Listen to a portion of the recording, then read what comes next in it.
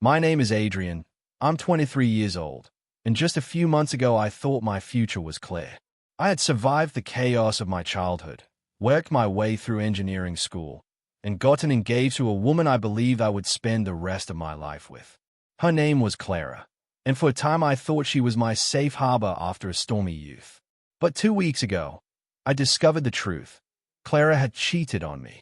Not only did she betray me, but she managed to twist the story, blame her actions on my past with another woman, and somehow convince nearly everyone in our neighborhood to pressure me into forgiving her. I wouldn't be telling this story if it was simple. I need to go back to where everything began. Back to the girl who shaped me long before Clara entered my life. Her name was Layla. We met when we were only 3 years old. Her mother worked as a babysitter in our apartment complex in Boston, and she looked after several children, including me. From the very beginning, Layla and I were inseparable.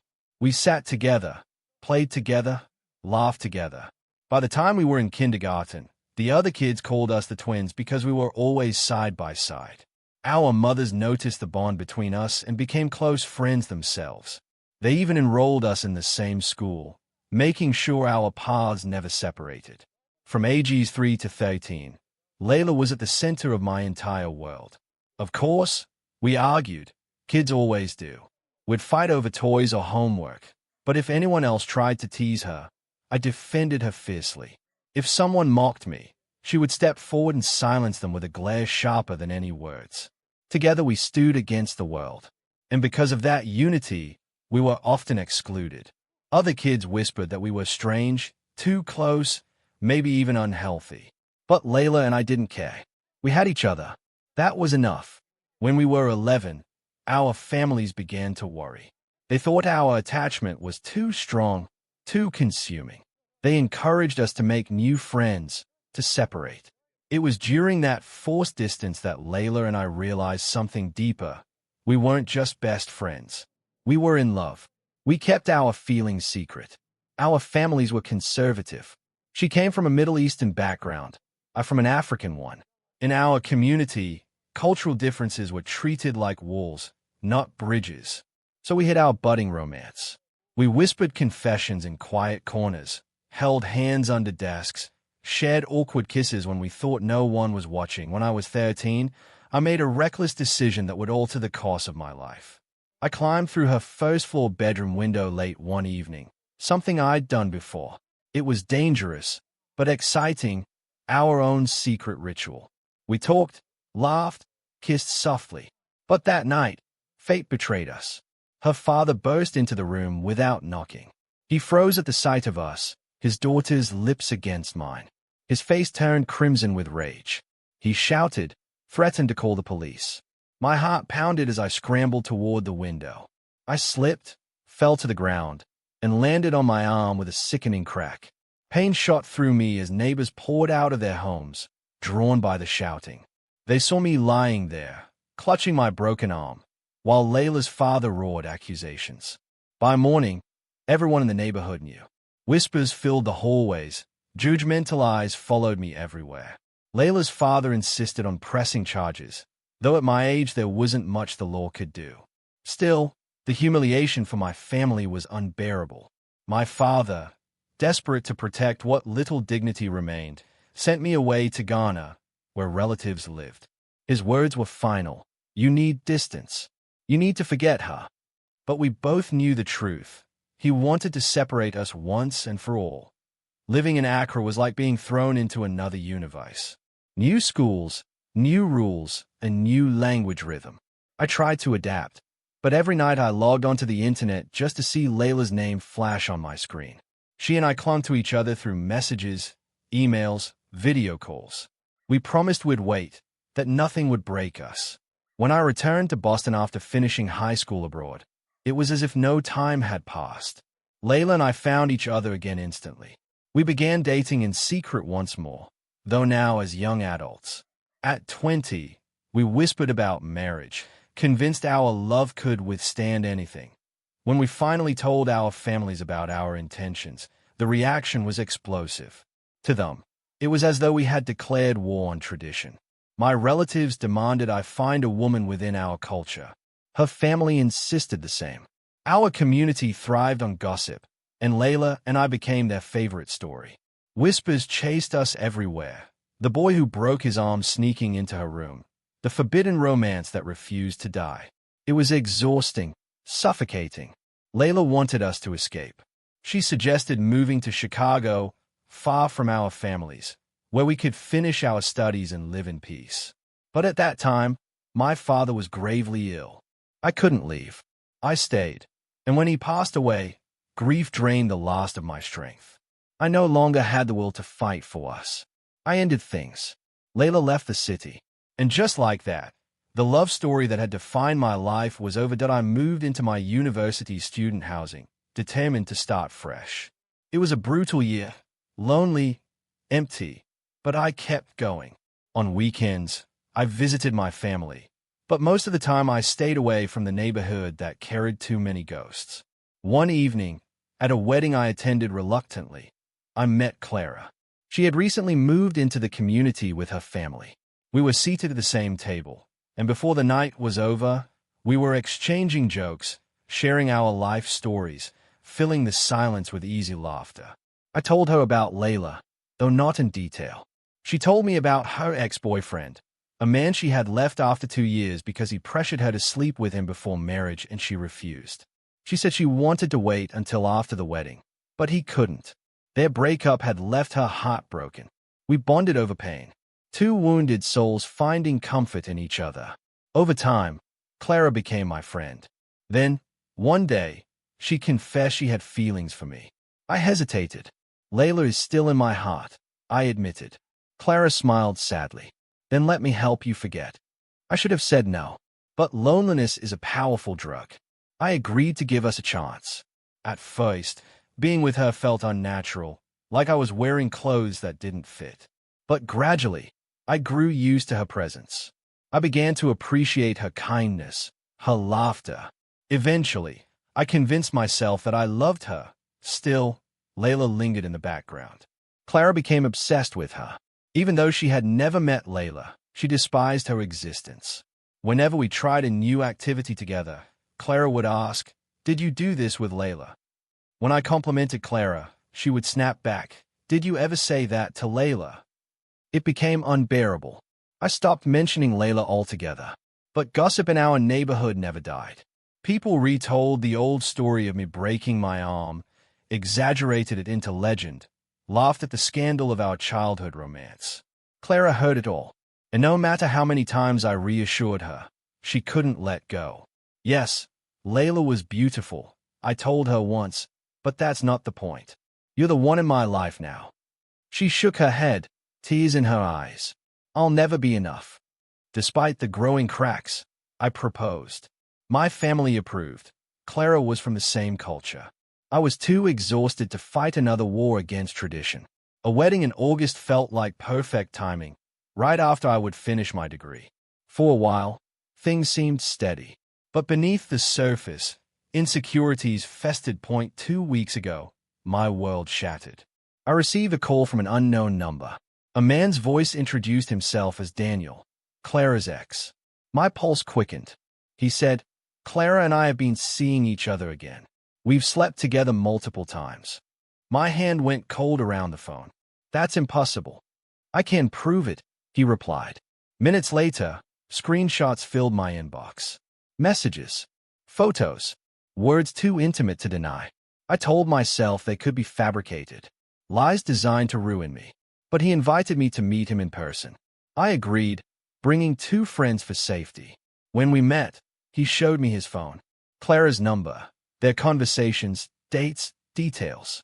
Proof undeniable. They had been together for 2 months, ending just a week before he contacted me. I felt nothing. No anger, no grief.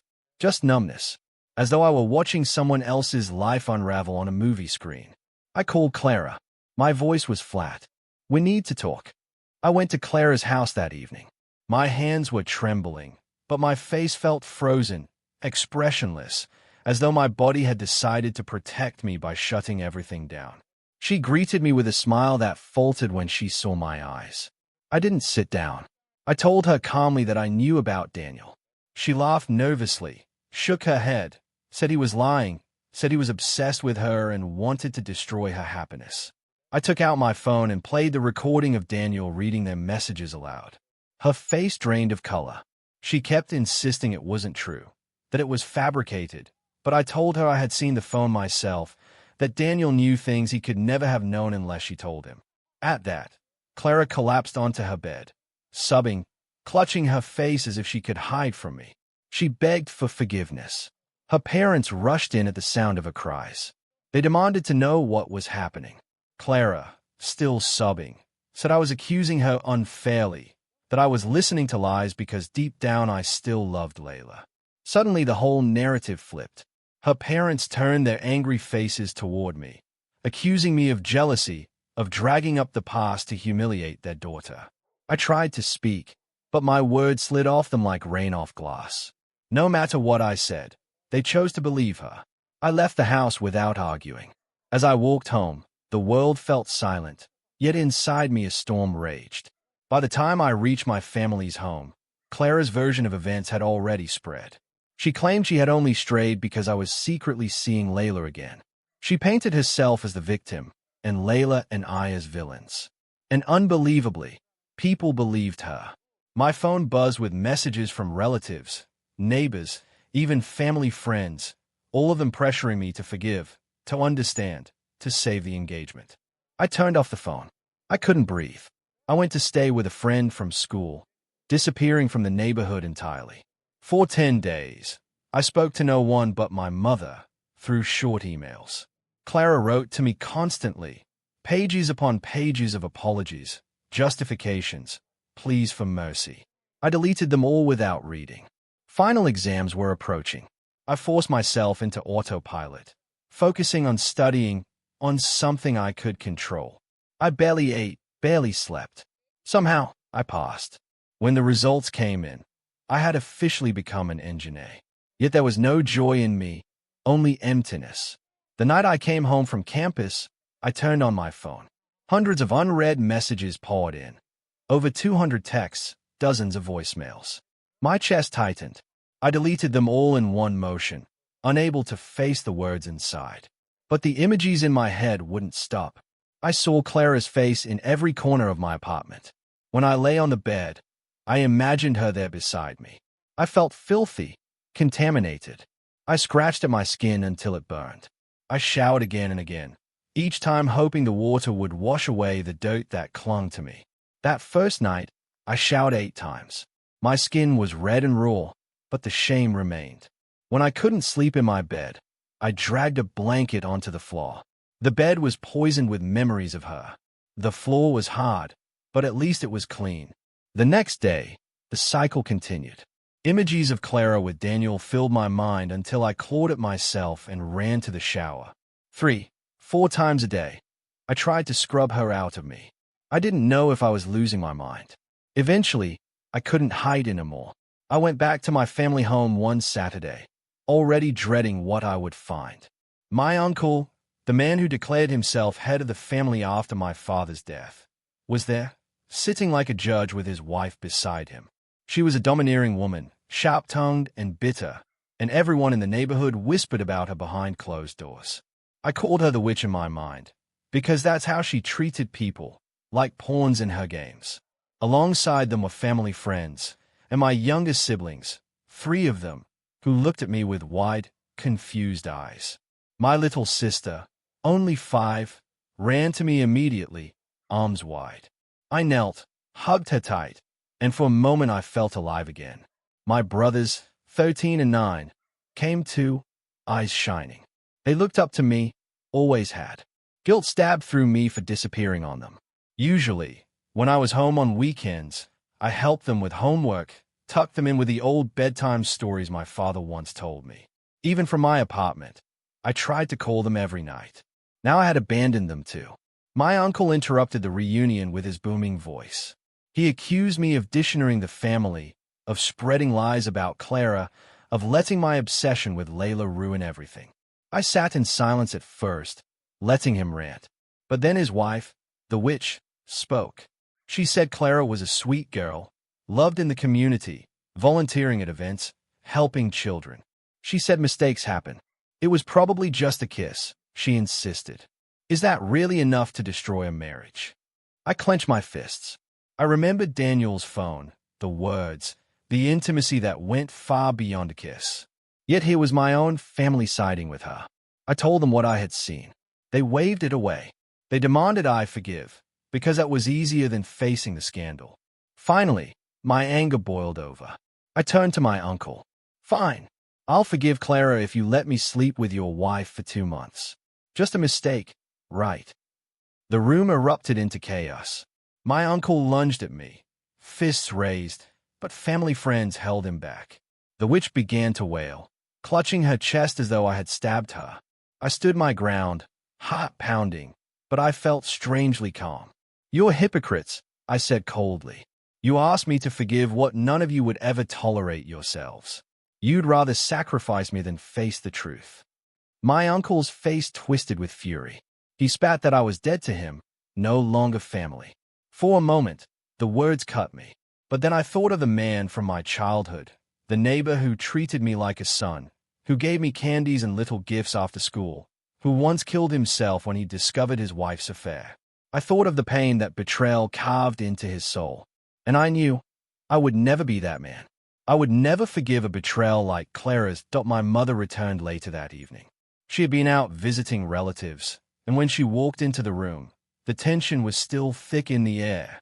My uncle and his wife had already stormed out with the family friends, muttering curses under their breath, but the sting of their words still lingered. My mother found me upstairs in my room, sitting on the bed with my head in my hands. She sat beside me quietly for a moment, then wrapped her arms around me. The embrace nearly broke me. For years, my mother had been the silent strength of our family. When my father was sick, she carried him. When he passed away, she carried us. I had never seen her falter, never seen her shed tears in front of us. Even in the darkest moments, she smiled, trying to be our light. But that night, she cried. She held me, and her tears fell onto my shoulder. Adrian, she whispered, I am so sorry for what you're going through. I wish I could take this pain from you. Seeing her cry shattered me in ways Clara's betrayal hadn't. I broke down, sobbing into her shoulder like a child. All the anger, grief, and shame I had bottled up poured out of me in that moment. My mother stroked my hair, whispering that she would stand by me no matter what decision I made. When we finally calmed, she told me she had spoken briefly with Clara's parents. They admitted Clara had been in a bad state since I cut contact. Hospital visits, breakdowns, endless tears. They begged my mother to convince me to meet them. Just once, to talk. I told them you didn't have to, my mother said firmly. But if you want closure, maybe you should. I thought about it for a long moment. I didn't want reconciliation. But closure, that word echoed inside me. Maybe I needed it. I agreed to meet. Before the meeting, I recorded a long message for Clara's parents. In it, I laid out everything I had learned. The cheating, the lies, the manipulation. I told them I was tired of being painted as the villain, tired of carrying the shame of something I didn't do. If the rumors didn't stop, I warned, I would expose Clara for who she truly was. To my surprise, Clara's mother called me back in tears. Clara had confessed. She had gone on social media, admitted her lies, deleted her posts. Friends confirmed it was true. For a moment, I felt victorious. For once, the truth was visible. So I kept the meeting. When Clara walked into my house, escorted by her parents, I barely recognized her. She had lost weight in the short weeks since our split, her cheeks hollow, her eyes dark-rimmed and lifeless. She couldn't meet my gaze.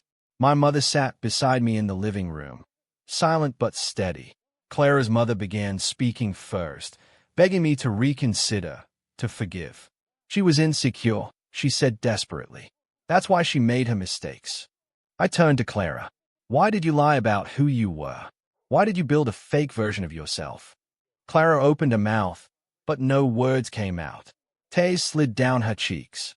Her mother tried to speak for her, but I cut her off. The only reality that matters, I said coldly, is that I spent years with someone who didn't exist. I'll never know what was true. The discussion spiraled in circles. Her parents pleaded, defended, excused. My mother finally broke her silence. "He has made his decision," she said firmly. "This meeting is for closure, not reconciliation." She revealed that I had been traumatized, unable to sleep, clawing at my own skin in shame. The room fell silent. Clara asked if she could speak with me privately. I hesitated, then agreed, on the condition we stayed outside. We walked along the quiet street. For the first time, she spoke openly. She told me about her past, how she had been promiscuous since her teens, how she had slept with dozens by the time she was 18, how she had once become pregnant but miscarried. She admitted she had lied because when she met me, she already knew about Layla, about our history, our photographs on the wall of a restaurant, our bond. She said she wanted to experience that kind of love for herself, but she knew I would never accept her if she revealed the truth. So she created a mask, the innocent, pure girl she thought I wanted. When she fell in love with me for real, she felt trapped. Every day the lies grew heavier, until she hated herself for them. She admitted that when her insecurities boiled over, she returned to her old habits, sleeping with Daniel to feel wanted. "It was never about love," she whispered. "It was about desperation." She looked broken as she spoke. For a moment, I felt pity. For a moment, I wanted to comfort her. But then I remembered the nights of scratching my skin raw, the way my siblings had looked at me, the tears in my mother's eyes. I told her I couldn't be the one to heal her. She had to face herself alone. She nodded, said she understood, but then added, "I won't give up. I believe one day we'll find our way back." I didn't argue. I only told her I had moved on. She asked for one last hug. I gave it. For the first time in months, I felt lighter. After Clara left that evening, the silence in the house felt heavy but clean, like the air after a thunderstorm. I sat in the living room with my mother, who brewed tea and said nothing, just sat with me while I stared at the cup cooling in my hands. For the first time in weeks, I wasn't angry. I wasn't clawing at my skin. I wasn't imagining Clara's shadow in every corner. I just felt tired, but also lighter, as though a burden had been lifted off me. The following days were slow. I spent more time with my siblings, helping them with homework, taking them to the park. Their laughter reminded me there was still good in my life, still innocence untouched by betrayal. I realized how much they looked up to me, and how badly they needed me to be whole again. That thought gave me purpose. I stayed away from the neighborhood gossip. I didn't answer questions about Clara. If people whispered, I let them. Their words couldn't touch me anymore. Truth had already been spoken, and I no longer needed to prove anything. Layla eventually reached out to me, furious that her name had been dragged into Clara's lies. At first, I didn't know what to say. My shame for letting her be connected to this mess was heavy. But when we finally met for coffee in a small cafe downtown, it wasn't like before. There was no dramatic spark, no longing glances. There was simply familiarity. Two people who had once been everything to each other, now just trying to heal from the wreckage of their own paths. She told me she was doing well, building her career, staying away from the poison of the neighborhood. She said she hoped I would too. For the first time, I truly believed I could. Clara continued to message me through mutual friends. Apologies, pleas, even promises that she had changed. But I had nothing left to give. I realized that forgiveness wasn't something I owed her, and reconciliation was never an option. Trust, once shattered, couldn't be rebuilt, not with her. Instead, I focused on myself. I graduated, officially stepping into my new career. I moved into a modest apartment far from the streets where everyone knew my name and my past. I started therapy, facing the scars not just from Clara, but from years of carrying other people's expectations and judgments. Slowly, I stopped scratching at my skin. The showers became less frequent. I began to reclaim my body, my mind, my peace. There are still nights when the memories return. Clara's tears, Daniel's phone screen, the betrayal that turned my world upside down.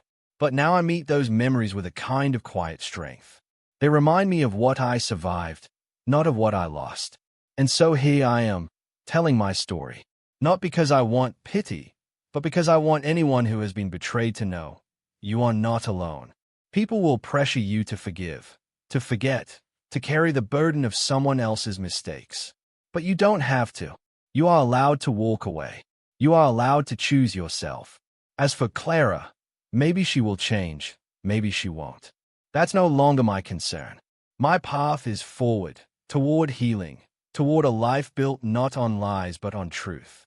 And if someday love finds me again, I'll know better. I'll recognize the warning signs. I'll protect the heart I almost let others destroy. Because I've learned the hardest, most painful truth of all. Sometimes the bravest thing you can do is refuse to forgive.